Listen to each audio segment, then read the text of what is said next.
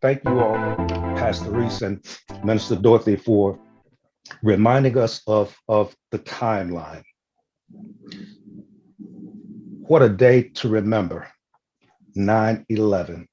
And I know that people try to forget horrific and traumatic events, but that's a day that should never be forgotten.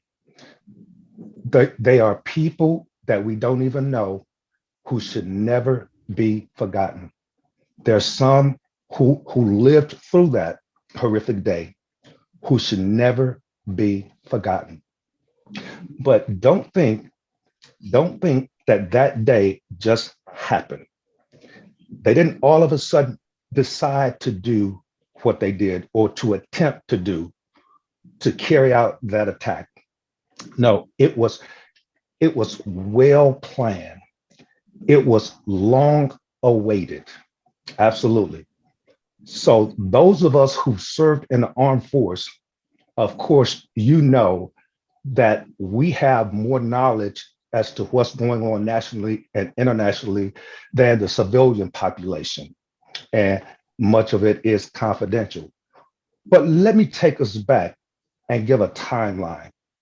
The Gulf War started in 1990. It wasn't just a humanitarian assignment. It wasn't like the recent assignment in Afghanistan, or mission rather. It was actually a combat assignment, which was to guard the oil fields, protecting the Saudi Arabians. In other words, it was protecting America's oil interest. That's where it got started. And remember, if the enemy is hell bent on terrorizing, he comes for no other reason. Remember, Jesus says, it appears that he comes for this reason. It appears that he comes for that reason. But here's the only reason he comes: to steal, kill, and to destroy. And terror destroys, terror kills, terror steals. So we know in our minds that the enemy never accepts defeat. He never accepts defeat. And if he comes for one reason and that reason alone, then we have to stay vigilant against that reason. So in 1993, what happened? The World Trade Center was bombed. September the 11th, 2001, 9 years later, America was attacked at the root of its pride. What is the root of its pride? What represents the strength of our economy? The World Trade Center. What represents our military might? The Pentagon. And those were intentional targets. In New York, the World Trade Center is large enough to see from an aircraft. The White House is small. It's not an easy target from the air to recognize from the air. Capitol Hill, it's a small building. It's not an easy target to identify from an aircraft. But the Pentagon was their perfect target because it's the largest business office in the entire world. The White House is not always heavily occupied with people. Capitol Hill is not always heavily occupied with people. You know, they'll take a break in a minute. I forget what they call it. They'll take a recess or a timeout or something in a minute. But the Pentagon is always heavily occupied. And because of its size, but especially this, the distinct octagon design is easy to recognize from an aircraft. And remember, if the enemy comes but to steal, kill, and to destroy, let's say by means of terror or terrorizing, then the more lives he can steal, the more lives he can kill, the more lives he can destroy, the more successful his destructive mission is. So that made the Pentagon an ideal target. And if we recall that two planes hit the two towers, and then the third plane, it hit one side of the Pentagon. But they could not, aviation could not locate the fourth plane. The fourth plane was redirecting itself, and military strategists believed that it was redirecting itself to the Pentagon to strike the Pentagon again, to kill more people. But thank God, due to the courage of a few passengers, they were able to overtake the hijacker and take the plane into an immediate nosedive. And the aviators could not locate that aircraft because it went so low under the radar, but they knew they had to scramble and find that fourth aircraft and get it out of the air as soon as possible. So Air Force pilots, they were getting ready to take to the air, and just in the interviews of one of the Air Force pilots, who was a lady, the head pilot told her, "We don't have time to load the missiles because it would take about 20 minutes, and we need to find that aircraft now." So they knew in their minds what their mission became, a suicide mission. That when they found the aircraft, they had no weapons on board their F-16. They had no missile. They knew that if they located that aircraft, it was a suicide mission. They had to fly into that aircraft, but it would be on their conscience. It would be on their conscience. We would be killing civilians, American civilians, but they would have to die with that because that was their mission, to stop that aircraft from doing what the other three did. And that was Flight 93 that ended up crashing in an open field in Pennsylvania.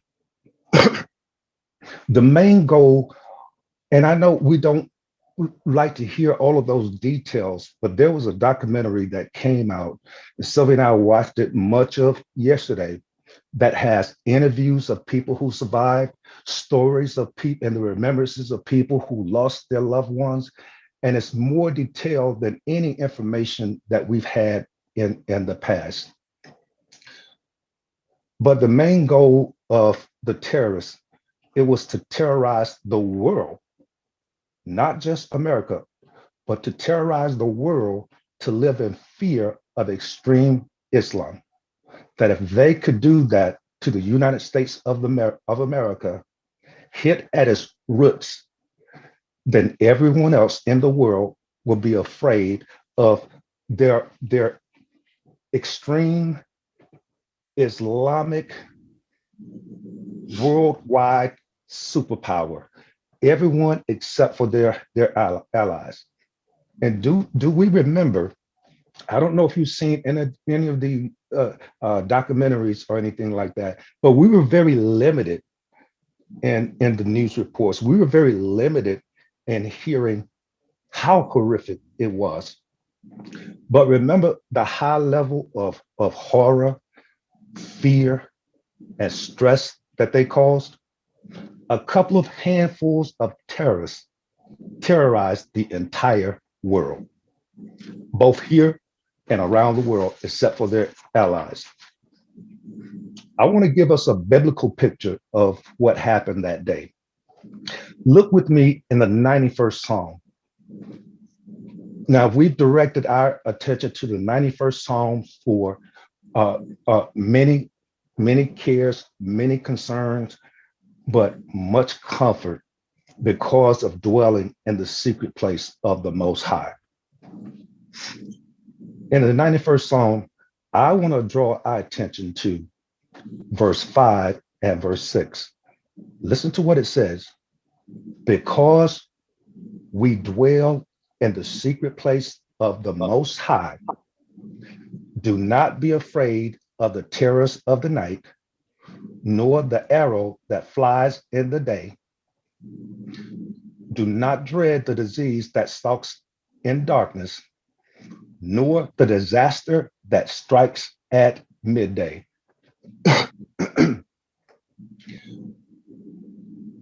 From what happened to 9/11 to this pandemic, this psalm is so comforting and so encouraging for us to live in Jesus' shalom because of dwelling in the secret place of the Most High. That attack began around 9 something in the morning, but the terror plots were made at night. The plan was already in motion at night for them to begin in the morning. They were planning, they were terrorizing at night. The arrows that fly in the day. Those planes literally became arrows, flying arrows. It was for the most part unheard of, even in military campaigns, for someone to use an aircraft as a missile instead of releasing a missile from an aircraft. Use the aircraft itself and our own. They became arrows flying in the day. Do not dread the disease that stalks in darkness. And I know that we rely on so much information from our medical institutions and medical professionals, but is this COVID-19 not a dreaded disease? It's a dreaded disease, and it stalks in darkness because there's so much that is still unknown about it. It said people are still living in fear because of this dreadful disease that's stalking us household by household, gathering by gathering. Watch this now, gathering by gathering, whether it's a picnic or at the park, whether it's a concert, it's stalking people in darkness because people are in the dark about if and how they can contract it. Nor of the disaster that strikes at midday. 9/11, even though the attacks began early in the morning, in the middle of the day, it was such a disaster because more buildings started to collapse from the destruction. It continued throughout midday, that they couldn't even start the search and rescue missions until very, very late. In fact, going into nightfall, because the disaster was still happening around midday. So, people, as Americans, as people, we have to realize that if we don't learn from history, then history can repeat itself. So, so many Americans forgot God, tried to rebuild our government, tried to rebuild the nation, but rebuilding it by legislating sins, promoting discord within the government, saying that we're going to build bigger and better. No, you're building bigger, but building worse when you start to legislate things that God calls an abomination in this land. So here we are, 20 years this exact month, and the remaining troops, they're finally evacuated, but after countless of lives have been lost for 20 years. Now, there was such a big sigh of relief as, along with our allies, were going after terrorists in certain countries. And here's something about a terrorist. They're just like gang members, just like bullies. They're all punks. Well, let me say it another way. They are all cowards because notice they all hide. They all hide. So there came a big sigh of relief when our Navy SEALs found and killed Bin Laden. Do y'all remember that? Yes. Yes. Okay. There was a big sigh of relief, like we cut off the head of the beast. But even though our Navy SEALs, they did kill the messenger, Osama bin Laden, his message still lives on in his followers. They killed the messenger, but his message of ter- terrorism, it still lives on in his followers. Here's something worth making note of.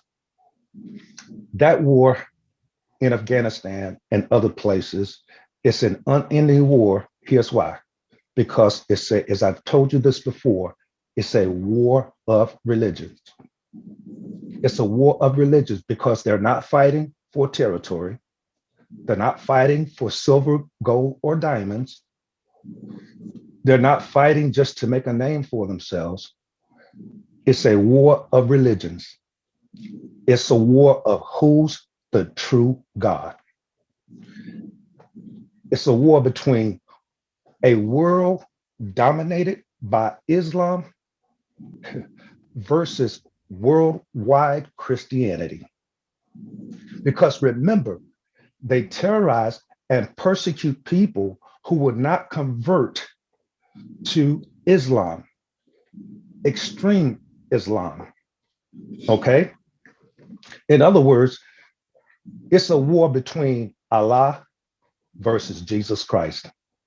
So don't be deceived by the political perspectives, rhetoric, and their just gesturing as to what the war is about. It's a religious war. Enough said on that. This is a good time for open reflections, reflections on 9/11, especially with there being so much more information about what happened available and and the survivors and in this. So I'll begin starting with myself and asking us this question. What do you remember? Do you remember where you were, what you was doing? Because some Americans have forgotten God, but God hasn't forgotten us. And we need to let him know that we remember those people. We remember how much you value. We remember because we know how much you value those lives that were lost. And some people died that day and had no idea what caused their death. Some who survived, which were few, they just assumed, okay, something has exploded.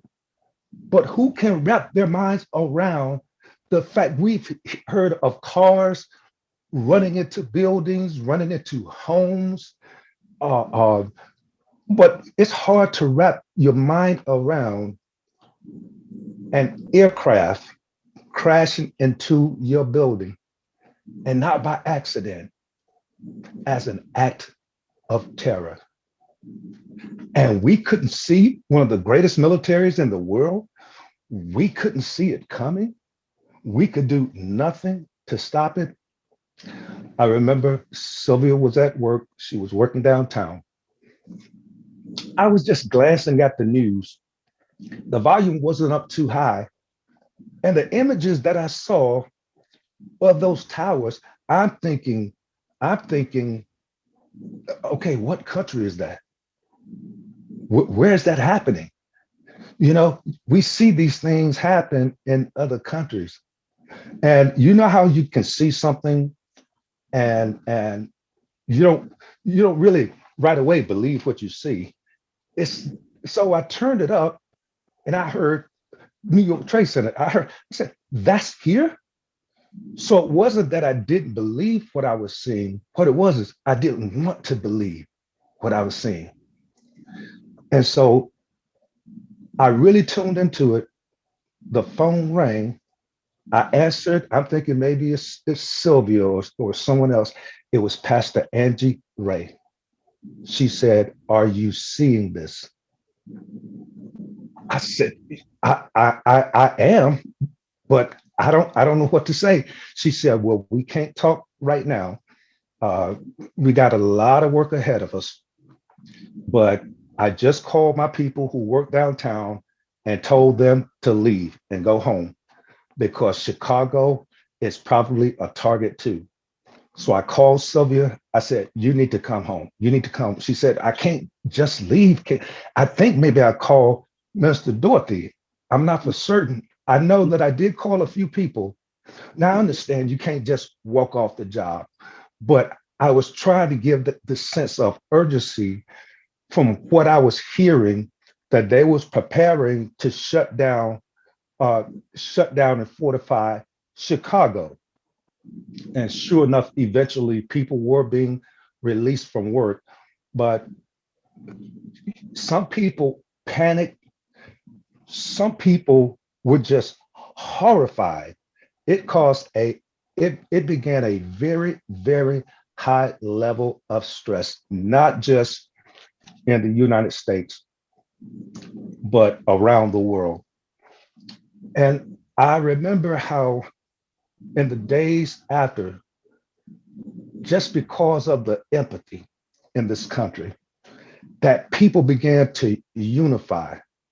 You know, sometimes tragedy has a way of unifying people uh, because of the common empathy that we have for one another as American or just as people. But we have learned that in as much as tragedy can unify people, it's usually temporary. It's usually temporary. Look how soon people forget mercy and go back to normal, which is selfishness. The same as people began to do with this pandemic, people began to empathize, and how soon, out of frustration, exhaustion, people began to go back to normal, which is what's normal in humans is selfishness, not caring so much about others. I mean, see, God love, it cares continuously. It's not just temporary empathy because of some tragedy that happened, but of images that I saw when when I was thinking about those who took courage to overtake the hijackers on flight 93, they really stepped up. They really stepped up. They became national heroes, right? But here we are exactly 20 years later, and we have Americans causing an insurrection at Capitol Hill. Now, terrorism is terrorism, okay? How much difference is there between the terrorists who took over those aircraft to terrorize and the insurrectionists who went into Capitol Hill to terrorize the Senate? Terror is terror. But what made January 6th worse is that the terror came from our own. It came from within, within us, which should cause people to go back and look over the 20 years, the 20-year war, and 20 years later, this year, we have an insurrection in Capitol Hill, which means terror is worse when it comes from the inside than from the outside. But to hear the interviews of the first responders, the medical personnel, how exhausted they were, but they did all that they could do to find as many survivors as possible.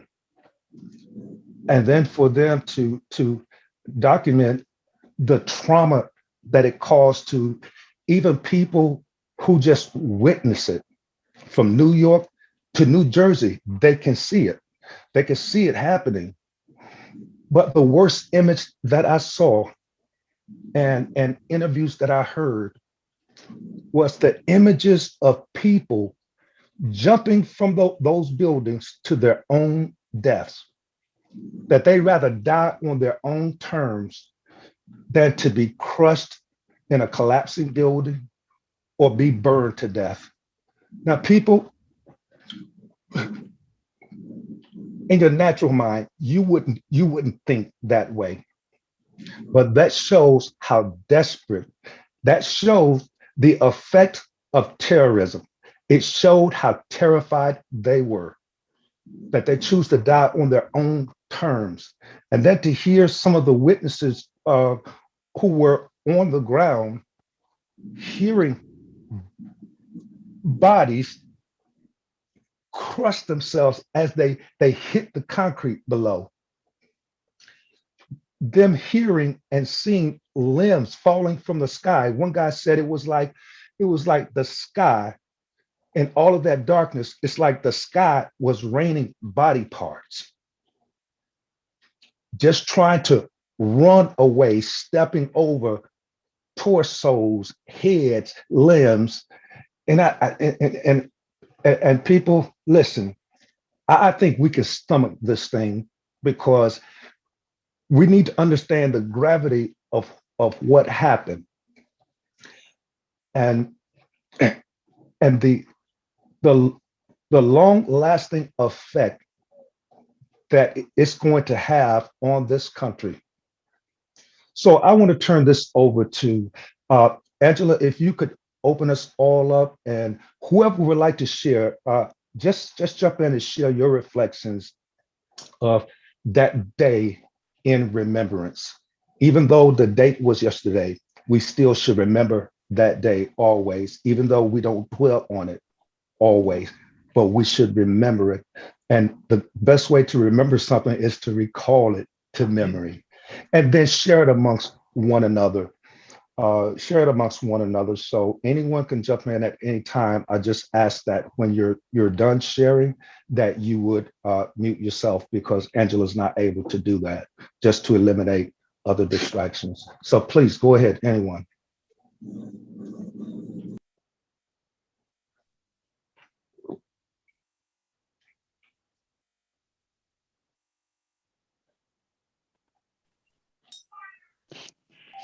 I would like to share that would like to share that when we were working, they knew something was going on because we used to have to do searches on those planes. And Mhm. at the time so happened, I was so blessed that I was off that night. And when I had gotten home, I was talking to you had called. You told me to turn the TV on. So and asked me to get my family home. And I called everybody and asked them to come home. But they said they was okay, that they didn't think that they need to come home. I said, well, if that's how you feel, then that's on you. But I just want to thank God that things worked out and pray for all those people that lost their lives senseless. But the airline, they knew something was going on because we used It to do is. such on those planes. And thank you for letting me share. Yes, yes, yes. And we also should thank God. I was looking at the interviews with aviation. They said it was the busiest day in their lives. It was so chaotic because the first thing that they had to do was, of course, identify every commercial airline, and they had the responsibility of getting them down out of the air, going through the process of elimination. So they had to divert them to different, runways to land. And one in particular, they got the last aircrafts, commercial airlines, they got them to land. They had to land in Canada.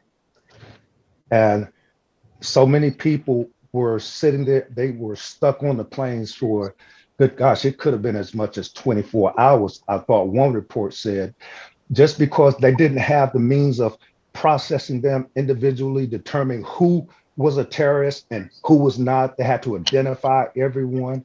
So when they showed how they were able to scatter those airlines and get them landing in different places, but in the back of their minds, not wondering when another plane might just, if a plane would explode sitting there on the tarmac at different airports. They had those concerns, but their first responsibility was to eliminate aircrafts, to get them, force them to land, to force them to land.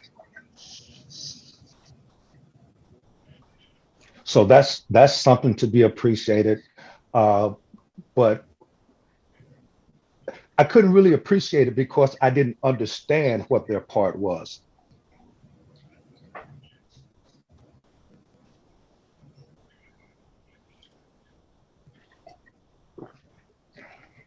Pastor, I remember that as well. And I was one of those that you did call. When it happened, I was at work.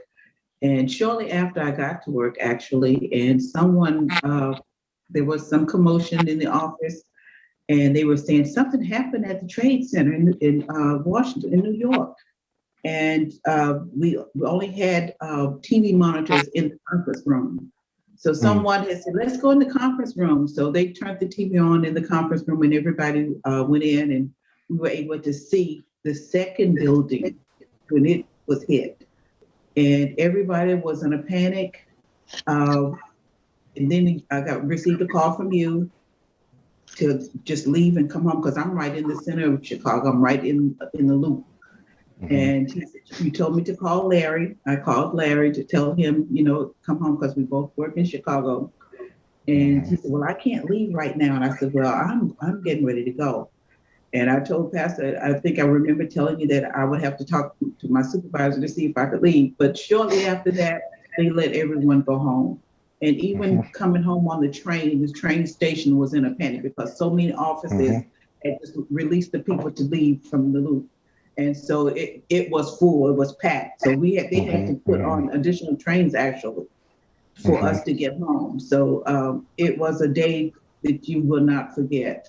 Even on the train, people were crying, people were talking about it, and it was a tragic day. But I thank God for you all enough to give it right to leave. And I'm thankful that we were released to leave, but I thank God we continue to in that loss, because truly it was a loss for many. Yeah.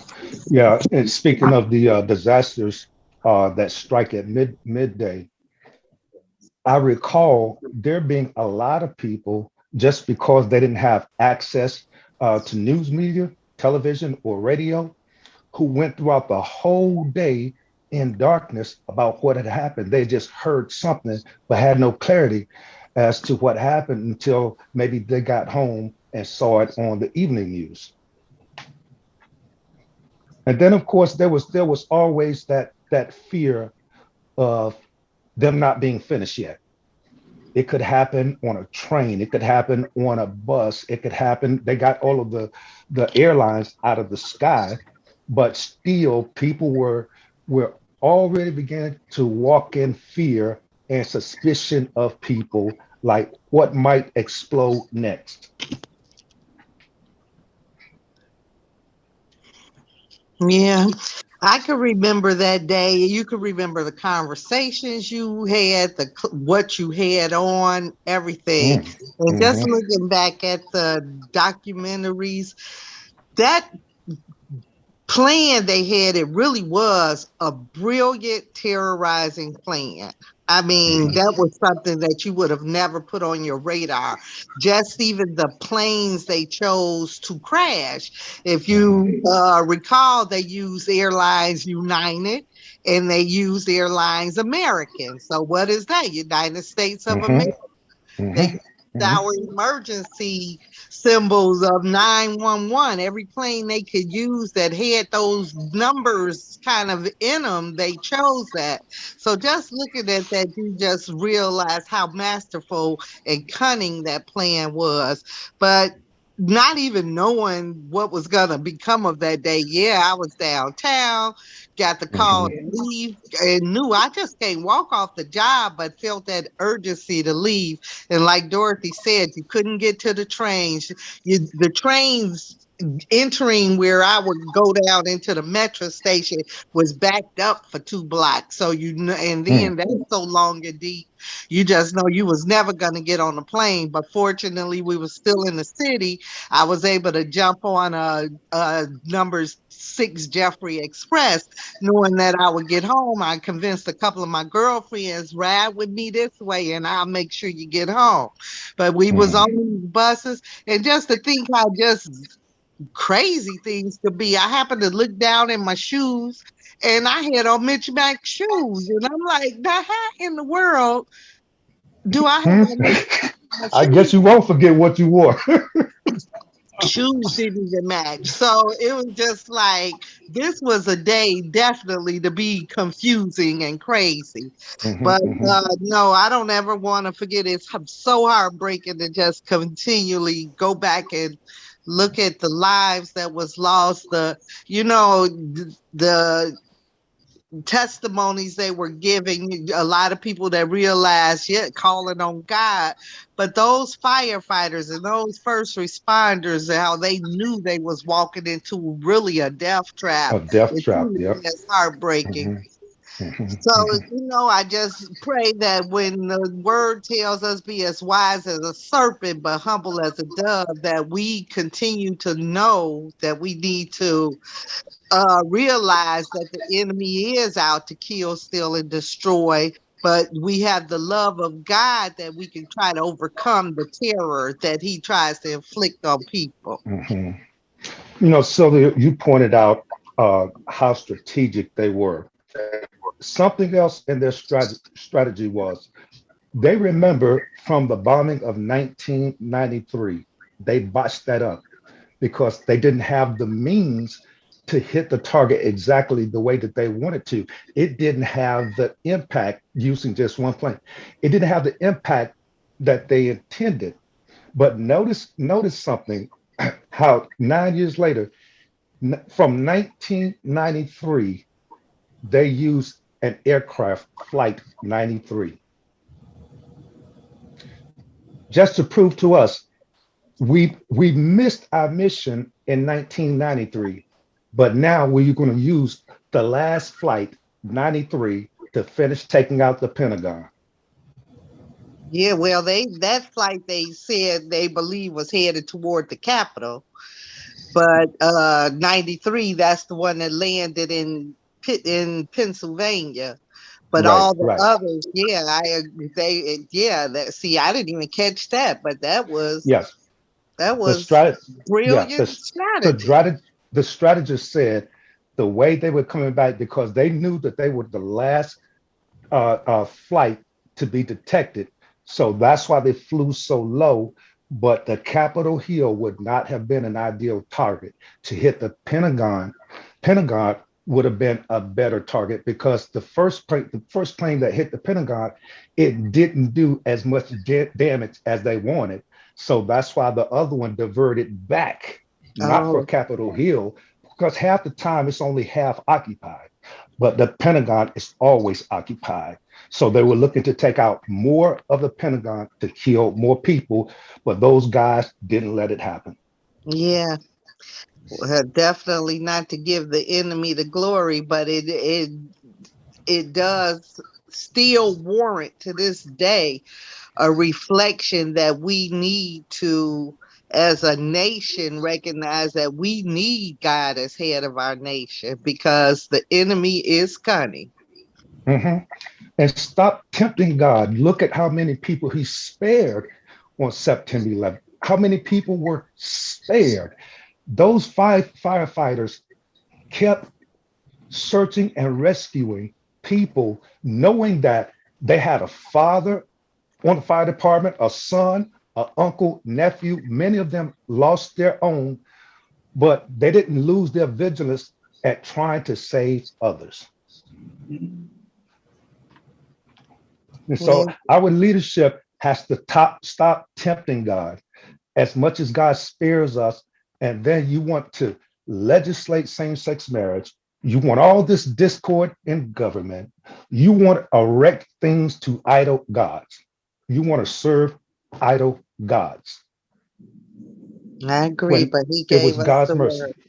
Yeah, If yeah, my people, our leadership ain't all knowing that's him, he true. say, if my people who are Amen. called by my name. Yes, Mhm. Lord. So we are to never stop praying. Amen. Mhm. Especially for Amen. those in positions of authority. Yes, Lord. Amen. Amen. Amen. Well, is there anyone else who would like to share reflections? Yes, I'd like to share. Um, I was working downtown in the financial district at Northern Trust Bank at the time. And I Right, saw right. it shortly after I got to work. People were talking about what had happened, and someone had a TV, and we all gathered around the TV, and we were watching as well, one plane had gone into the tower and it was on fire, and we were seeing people jumping out of windows with mattresses, And then we saw the second plane hit the second tower, and shortly after that, the first tower went down, so they thought it had exploded. And then the Mhm. second one went down. I remember this civilian guy, he was so upset and so mad. I call him civilian because he had never been in the military. And he Okay. was saying how we should strike back. And I remember, then I got a call from you saying, to leave. So I was fortunate Oh. enough to be able to leave before, it got really crazy with the train system. But I Mhm. remember Mhm. being eerily quiet because at that point, President Bush had ordered all the planes out of the sky, else they would be shot down. And so all I Right. remember hearing the silence of that and, a bunch of emergency vehicles. So I got to the train station and I got home. I didn't get home. I got to the stop and I went immediately and picked up my children from school because they were still in school.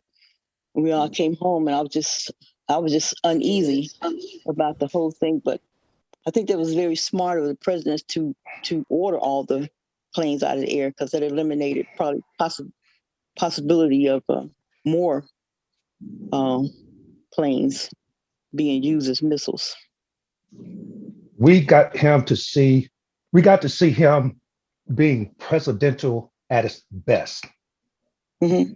At the start of an attack against our country, he was really presidential because I remember they showed how he was in a classroom full of children, and one of his advisors whispered to him that America's under attack. And he paused himself, he poised himself because he knew he had probably had to make the toughest decision ever. But that was one of the best decisions probably that he ever made. But so it didn't start, when we responded militarily, it didn't start with us being attacked. It started with us going there, being nosy because of our interest in the oil that the Saudi Arabians had, which meant we was in kind of like cahoots with them, all right? But remember, it was either one or two of those hijackers were a Saudi Arabian, was a Saudi. And remember that I don't know how many, some of those pilots were American trained. They were trained here. Right. They Right. had access through our acceptance. So they have been planning for years, planning patiently for years. That's why it it was carried out with such precision. And Yep. another point I wanted to make, I remember hearing that the planes that they chose uh, were planes that were headed for long distances, so they had a lot of fuel. So that fuel Oh enabled yes. them to Mm. cause the damage that it did, because they were saying, how could a building just crumble like that just from plane running into it? But it's because of the fuel that they had on board. So much fuel. That's another good point. Mhm. That's another. Yeah. The more fuel, the more destruction. The bigger the explosion. That's another good point. Wow. Jeez. Is there anyone else who'd like to share? This Yeah, is our time of fellowship, sharing. I would like to talk. Can you guys hear me? Yes, we can. Yes. I was a kid when it happened, but like even hearing you guys say certain words is making me feel a certain way because I remember that time and I remember if a plane is in the sky, it's being shot down. So I don't know who just said it, but it brought me back to that day. I was Mhm. in school and they got a TV and we could watch it. Oh, wow. And I Mm. remember the look of horror on Hmm. my sister's face. Hmm. I didn't know what a World Trade Center was, Mm. but I Hmm. remember how the sense of fear from that time, nobody wanted to ride the plane at all. Oh, yes, of Mhm. course. Of course. People became terrified of Yeah. flying, and they changed the Mhm. protocol and things, you know. I mean, they became really strict necessarily. Yes, But, yes, but people was terrified to fly again. Yeah. Yeah. And now when, when horrific and traumatic things happen, it's one thing for us to process it as adults. But does any of you recall how difficult it was to try to explain it to a child, something as horrific as that, when they heard and saw every adult that they heard and saw in fear? It was even harder for them to try to comprehend something like that happening in this country. It's the worst thing that has happened in this country in our lifetime in terms of a single act or horrific act. It has to be the worst. So there was no way. Some are just now, as young adults, understanding the gravity of what happened on 9/11.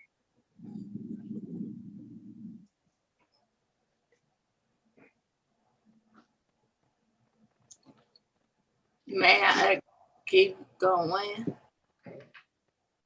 Oh, yes, pardon me. I thought you were finished. No, that's okay. I talked too low. Um, yeah, I remember all the precautions that would be taken when you got on the plane. I Mhm. remember this heightened fear of everything. I mean, like, you think people wearing hoodies are bad now? People wasn't afraid of that. They was afraid of the veil. If Mhm. you wore the veil, like, Oh yeah. Oh yes. so many stereotypes was out and people were kind of like, now you got Hmm. that thing on your head. I don't know who you are. And Hmm. I remember my mama coming to pick us up from school. And I think you told her this is a spiritual attack. We Hmm. gotta go. Y'all gotta go home now. And it a lot of fear. I know I keep saying that, but people, I mean, I ain't been on this earth too long, but I have never experienced fear like that. And we just now getting over it. Yeah.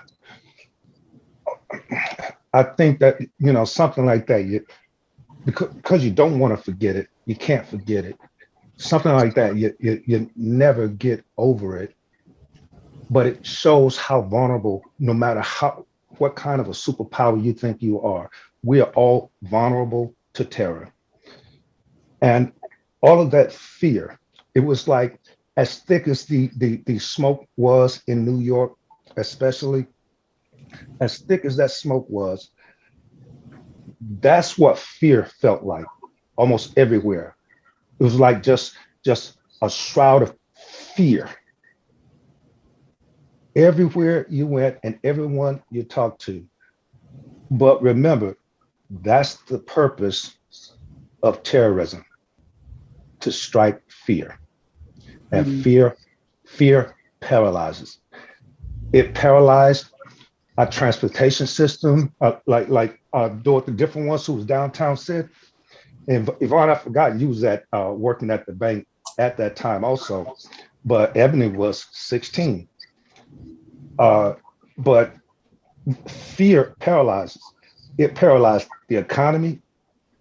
It paralyzed all of our infrastructure, not just here in Chicago, but throughout the United States. It paralyzed.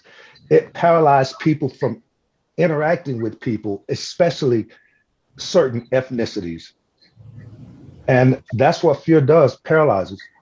But the purpose of terrorism is to strike with fear, is to cause fear, and fear causes paralysis.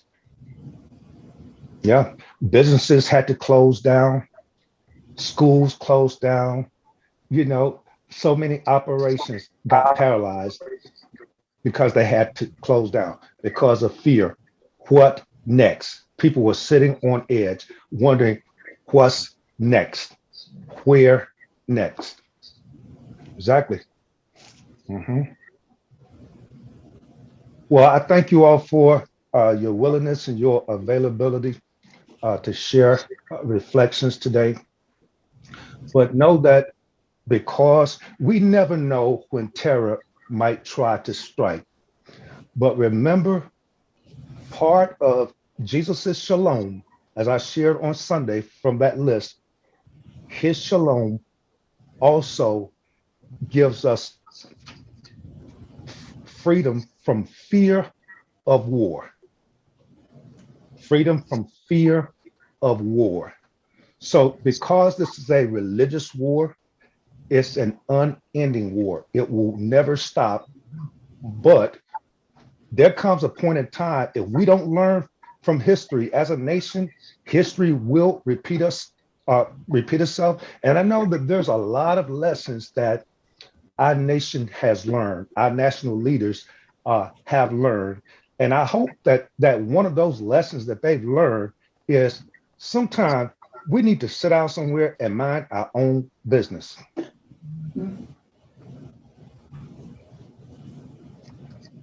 And stop trying to be, because of who we are, we do have a burden of responsibility to the rest of the world, but we do not have to be the world's police, because sometimes if you stick your nose into something that's not your business, you could end up getting your whole head bit off. And that's what terrorists did. They came back to bite our heads off with the Trade Center and the Pentagon, because we got our nose into something and then we couldn't get out of it. That's why it's been going for 20 years that we ended up sending tens of thousands of troops there to train Afghan. Because remember, when we went into Kuwait, it was to protect those oil fields, because Iraqi insurgents, they were coming in and burning the oil fields so that Saudi Arabia and the United States couldn't keep benefiting from it. That's why we got our nose into it.